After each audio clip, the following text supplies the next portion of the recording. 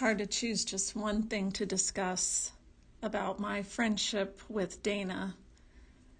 We've been friends for almost 40 years, and we've been living 6 hours apart for 36 of those years because her family moved to Tennessee when we were in third grade. I remember my mom telling me and us sitting and crying together about it. You know, it's been scary how frequently Dana's and my lives have moved in similar directions, whether it be college or high school activities, marriage, children. But yet we are really very different from each other at the same time.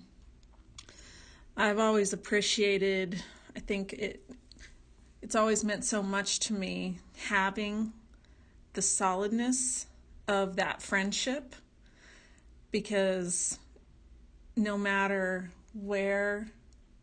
what was going on in my life or her life, it was always good to have that there. You know, I remember like back in high school, you have situations with friends or boyfriends or whatever that come in and out of your life or that you're on good or bad terms with. But Dana and I, we always had each other. There are times in our friendship that we probably didn't talk for a year, and then there are other times that we talked every day. But it's funny, you know, I don't remember a time that our friendship ever felt hard. Just never felt like any sort of burden to try to maintain it. You know, we started in high school, middle school with sending letters to each other, talking on the phone maybe twice a year, having our parents meet in Kentucky to drop each other off, to then getting cell phones and social media and texting.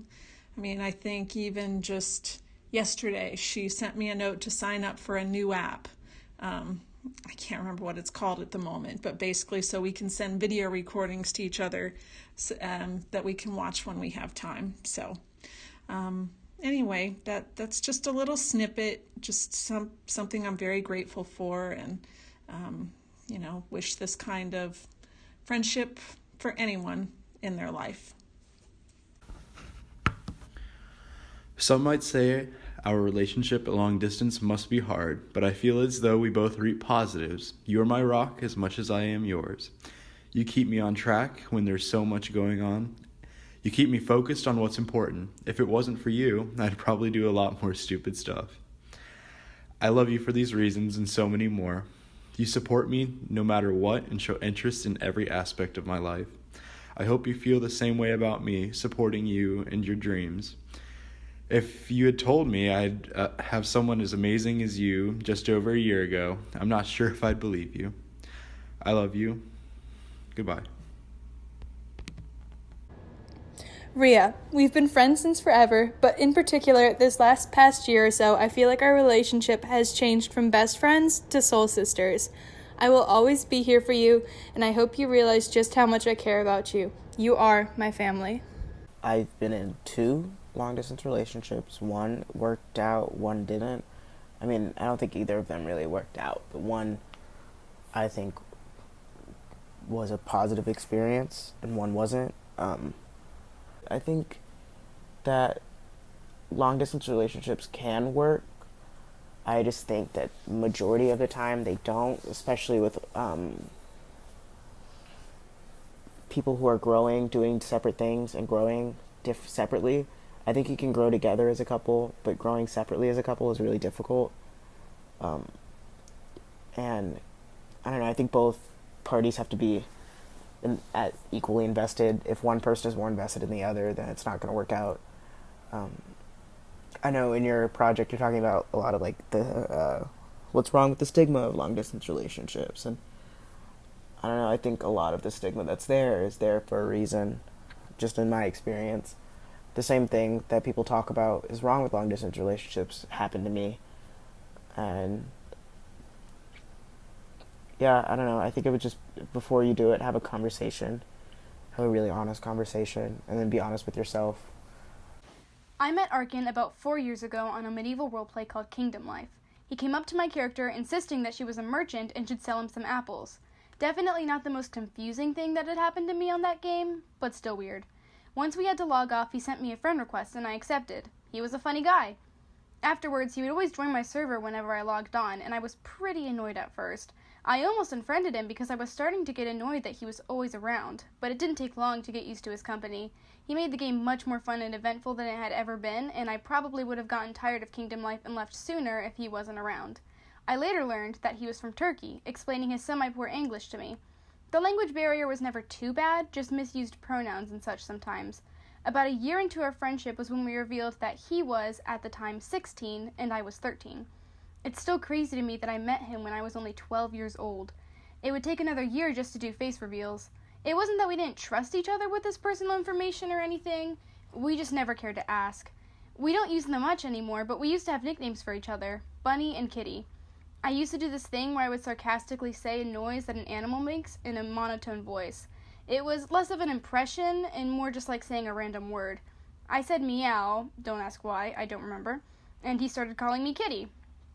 I decided to give him a nickname too, Bunny, due to him being all over the place all the time. We met many other people in our game and gave them nicknames when we became close for them. For example, Foxy, Birdie, Koala, Owl. It became a thing for our close online friends. Sadly, we've fallen out of touch with most of them, but we still talk to Foxy, aka Aaron, and Koala, aka Toby. And of course, he and I still keep in touch, but we don't play Kingdom Life as much anymore.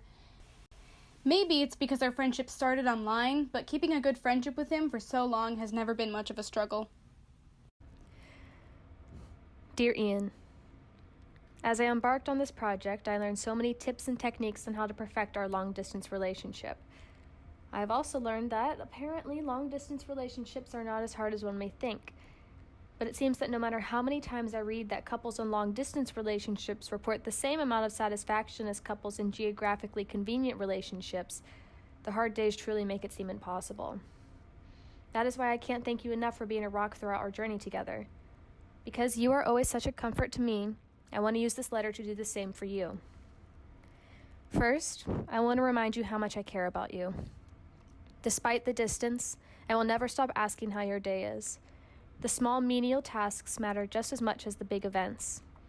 And your happiness means everything to me. I wish I could be there with you to experience all the good things and help you through the bad, but at least for now, a phone call will have to suffice.